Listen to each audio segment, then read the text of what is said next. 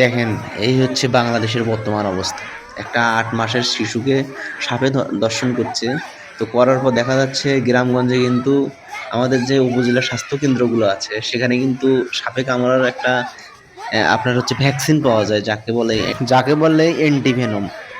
তো আর কি দেখেন, এই ডিজিটাল যুগ, এত টাকা সরকার বরাদ্দ করে, এত ব্রিজ বানায়, কত কি বানায়। কিন্তু দেখেন সামান্য একটা ভ্যাকসিন নেই। এই ভ্যাকসিন ছাড়া মানুষ কিভাবে বাঁচবে আপনি বলেন?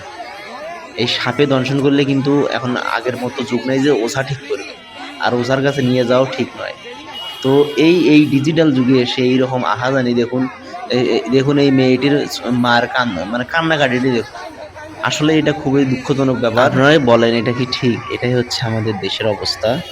সামান্য একটা অ্যান্টিভেনম নেই এই উপজেলা স্বাস্থ্য কেন্দ্র। এগুলো থেকে লাভ কি? লেখা যায় আপনারা খোঁজ নিয়ে দেখেন, ডাক্তারে আসে না ঠিকভাবে। তো ভিডিওটা ছড়িয়ে দিন।